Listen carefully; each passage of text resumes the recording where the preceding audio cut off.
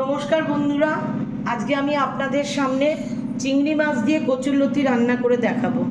আমি কচুরলতিটা অলরেডি বসিয়ে দিয়েছি চাপা দিয়ে। এবার আমি একটু খুলে দেখে নিচ্ছি। এটা আর একটু ঢাকা দিয়ে রাখলাম।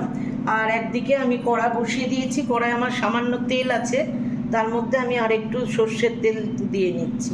আমার কড়ার তেলটা গরম হয়ে গেছে।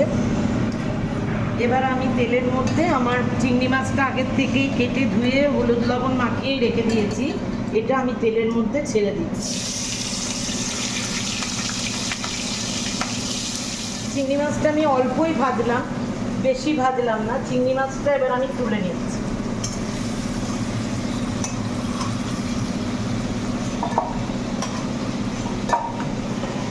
এবার আমি কড়ার মধ্যে একটু কালো জিরে দিয়ে নিলাম।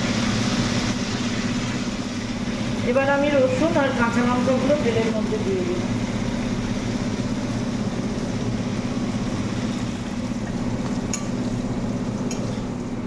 এবার আমি তেলের মধ্যে পেঁয়াজটুকু ছেড়ে দিলাম।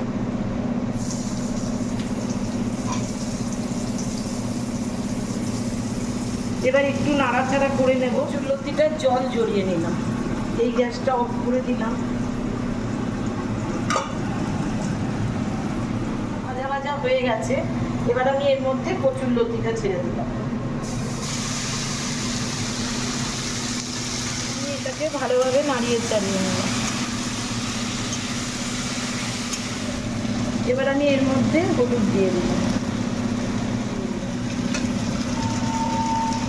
পরিমাণ মতন দিলে। এবার একটু চিনি দিয়ে দিলাম। আমি এটাকে ভালো করে নাড়িয়ে চাড়িয়ে নিলাম। এর মধ্যে চিংড়ি মাছগুলো দিয়ে দিই। সব একসাথে ভাজা ভাজা করে নিয়ে তারপরে আমি জল দিয়ে দেবো। অল্প সামান্য জল দেবো, কারণ কচুটা আমার সেদ্ধ করাই আছে। আমার কচুরলতিটা ভাজা ভাজা হয়েই গেছে। এবার আমি এর মধ্যে সামান্য জল দিয়ে দিই।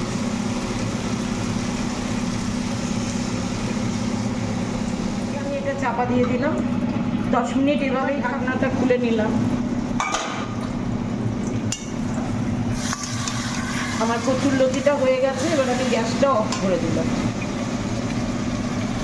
আজকের মতো এই পর্যন্তই। আবার দেখা হচ্ছে আগামী দিন নতুন কোনো রেসিপি নিয়ে। রান্নাটি ভালো লাগলে অবশ্যই লাইক, শেয়ার এবং সাবস্ক্রাইব করে আমার পাশে থাকবে।